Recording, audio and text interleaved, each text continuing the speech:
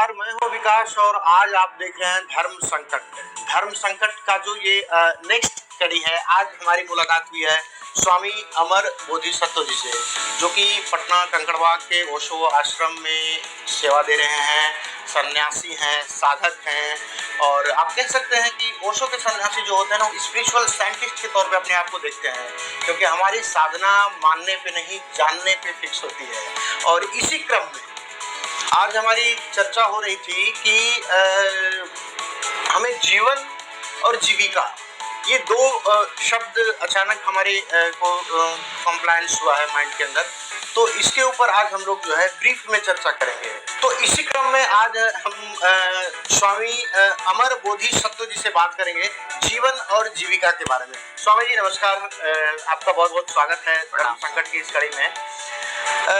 मन में एक ख्याल आया स्वामी जी कि हम लोग अक्सर बातें करते हैं जीवन की, मृत्यु की, जीवन जीने की कला की, खास करके हम ओशो सन्यासी जो होते हैं। तो आज का जो चर्चा का विषय है वो एक तो हमें जीवन के बारे में बताइए, इसको रिलेट कीजिए आप जीविका से। जीवन और जीविका, बीइंग अ सन्यासी, जीवन की परिभाषा हम अलग अलग तरीके से देते हैं, हम अलग अलग तरीके से करते हैं, लेकिन इसको जीविका से जोड़ के जीवन को हम कैसे परिभाषित करें? प्रश्न है और प्रश्न कठिन है, इसलिए कि जो जीने की चीज़ है उसे आप शब्द में बताने की बात कर रहे हैं। ये बड़ी कठिन है मेरे लिए, लेकिन आप मित्र हैं और सामने बैठे हुए हैं और सुनना चाहते हैं तो कुछ तो शब्द में बयां करना पड़ेगा। जिसको मैं जी रहा हूँ या जिसको मैं जीना चाहता हूँ, वो मेरी अंतर चेतना है, वो मेरी अंतर दशा है, जिसकी ओर हर व्यक्ति जाने या अनजाने में चल रहा है। ये उसका सबसे अंतिम ख्वाहिश कह सकते हैं। लेकिन ये जो दुनिया है या जिस समाज में, जिस परिवेश में हम जीते हैं, वहाँ जीने के लिए, शरीर को चलाने के लिए जिस चीज़ की ज़रूरत होती है उसे हम आजीविका कहते हैं, और वो हमारे लिए बहुत ज़रूरी होता है। बहुत से लोग, या ऐसा कहूँ कि मैं भी जब चला तो मेरे पास भी ये प्रश्न था कि केवल अध्यात्म से शरीर नहीं चल सकता है,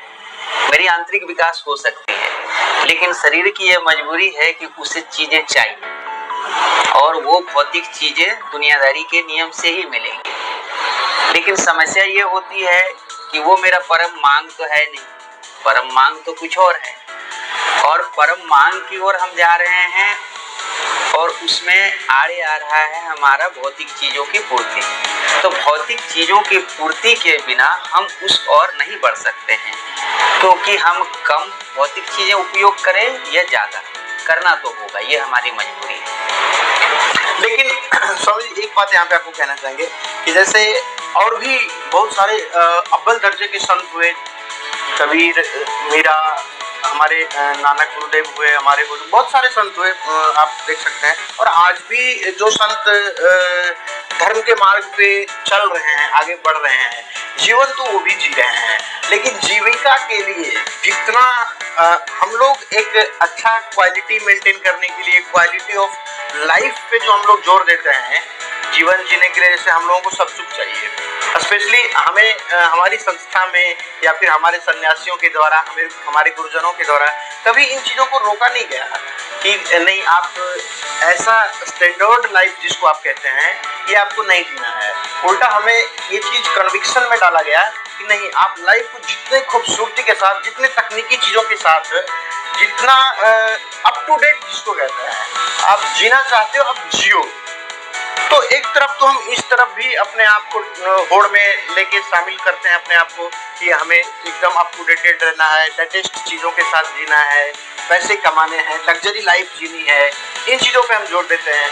दूसरा, हम लोग धर्म की ओर भी जो है, और मैं देखता हूँ बहुत सारे ओशो सन्यासियों को जो सफलतापूर्वक धर्म की ओर भी उसी तरीके से अग्रसर होते हैं, आगे बढ़ रहे हैं। ये दोनों का बैलेंसिंग कैसे करते हैं? स्वामी जी, जो अभी मुझे समझ में आ रहा है, मेरी छोटी समझ है, उसके आधार पर जो मैं व्यक्त कर रहा हूँ, बातें मेरी सही भी हो सकती है, गलत भी हो सकती है, लेकिन मेरा वो अनुभव है। मूल चीजें हैं कि जो धर्म का रास्ता है या जिसको हम अध्यात्म का रास्ता या वो परम अनुभूति का रास्ता, वो रास्ता जब आप चलते हैं तो बहुत सी चीजों का आपका ऑटोमेटिक त्याग होता है, क्योंकि जो चीजें निरर्थक लगती हैं, जिसका कोई अर्थ नहीं है, आप चाह के भी उसको संभाल नहीं सकते हैं। अब जो निरर्थक ही लग रहा है तो उसको संभालना बहुत संभव नहीं है। आपको स्वयं ही लगेगा कि क्या कर रहा हूँ, इसको संभाल के क्या होगा। तो इससे हमारे पूर्व या आज से पहले जो बुद्ध हुए या जितने भी बुद्ध हुए, उनके जीवन में त्याग सहज भाव से आया। तो उनका त्याग एक पैसिव स्टेट का था। अब जब उनका नकल करते हैं तो नकल में क्या हो जाता है कि हम एक्टिव स्टेट का त्याग करने लगते हैं।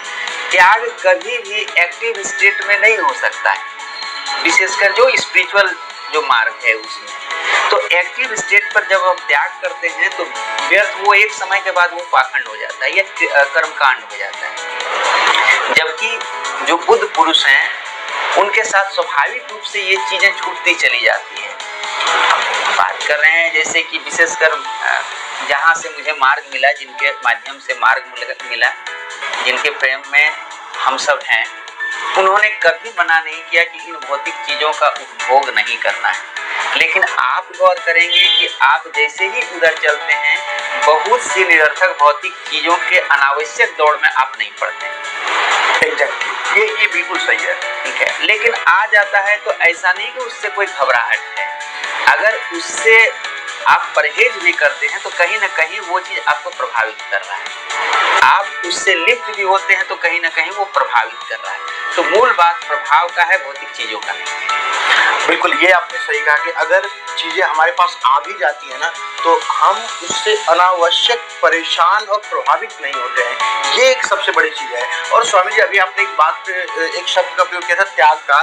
तो दर्शकों मैं आपको बता दूं दोस्तों कि अभी हमारे साथ स्वामी अमर बोधि सत्व जी बैठे हुए हैं और इन्होंने भी अपनी लाइफ में बहुत कुछ स्पिरिचुअली काफ़ी कुछ इन्होंने अपने आप को त्यागा है। ये एक अच्छे जॉब पे हैं, अच्छी खासी अर्निंग है इनकी, लेकिन इसके बावजूद भी जो है इन्होंने अपने लाइफ को इस तरीके से संभाल करके एकदम संजो करके, जिसे कहते हैं कि एक छोटे से एकदम सीमित करके जीने का जो ये प्रयास करते हैं इतनी सिंप्लिसिटी के साथ। थोड़ा सा इनकी लाइफ के बारे में आज हम लोग जानेंगे। स्वामी जी, अपने बारे में थोड़ा सा बताइए कि कैसे इतना आराम से, इतना सब कुछ होते हुए भी आपके पास पैसा है, आपके पास स्टेटस है, फिर भी आपने अभी तक शादी नहीं की है। विशेषकर हम शादी पे अगर फोकस करें तो ऐसा क्यों, क्या आपके मन में आया कि ऐसा आपने डिसीजन लिया है? ये तो चैप्टर दरअसल क्लोज हो चुका है, लेकिन आप मित्र हैं, आप कभी भी इस क्लोज चैप्टर को फिर से शुरू कर सकते हैं। दरअसल मैंने त्यागा नहीं किया है, तो कहीं ना कहीं उसकी कोई सार्थकता मुझे दिख नहीं रही है, इसलिए नहीं किया है। और ऐसा कोई वजह नहीं है इसके पीछे कि मैंने छोड़ दिया या शादी नहीं किया या और कुछ ऐसा कुछ मेरे लाइफ में नहीं संभव है। दरअसल चीजें क्या है कि वो मुझे सार्थक बहुत ज्यादा मेरे अनुसार वो नहीं दिख रहा है। हाँ, किन्हीं को अगर इसमें सार्थकता दिखती है तो मैं पूरा सहयोग करता हूँ कि अगर वो शादी करना चाहते हैं, कहीं उनके शादी में अड़चन है या ऐसी चीजें हैं, तो मैं एक कदम आगे बढ़ के उनसे कोशिश करता हूँ कि आप कर लें। अगर उनको सार्थक दिख रहा है या उनका मार्ग वहाँ से बन सकता है तो शादी कर लेनी चाहिए। लेकिन ये आपको आंतरिक रूप से समझना पड़ता है कि क्या ये जो एक मतलब सामाजिक रूप से बंधन या कहें कि मानसिक रूप से जो एक दूसरे से जुड़ना है, तो ये आपके लिए सार्थक है या नहीं है। तो कहीं ना कहीं ये मेरे लिए सार्थक नहीं लगा, और इसीलिए आज भी मुझे कभी इच्छा नहीं होती है कि अभी भी कभी गाहे बगाहे, जैसे आपने बात की एक मित्र होने के नाते, ऐसे कभी बातें होती हैं, लेकिन वो इतने सिंप्लिसिटी से के साथ इतने आसानी से उसका मैं इतना ही कह देता हूँ कि रहने दीजिए, तो फिर लोग छोड़ देते हैं कि कोई वजह नहीं है इस बात के डिस्कशन का। तो दरअसल मैंने छोड़ा नहीं है, जो है बस छूटा है। अच्छा, मालिक से मेरा कंसर्न डायरेक्ट ओशो से है। ओशो के साथ जुड़ना कैसे हुआ आपका, कब हुआ आपका? बेचैनी ही ले आई। वो प्यास, वो तड़प, वो दुनियादारी की बेचैनी एक थी, एक जो दुनियादारी या जो समाज या सबने एक माहौल ने जो सिखाया है अंदर से अहंकार के साथ जियो, अपना जो है चीज़ें ज़्यादा होनी चाहिए, बड़ा करके खुद को देखने और दिखाने की प्रवृत्ति, तो ये आप अपना तो लेते हैं लेकिन ये आपको बेचैन करता है। और ये बेचैनी समझ में नहीं आती कि बेचैनी है कहाँ से।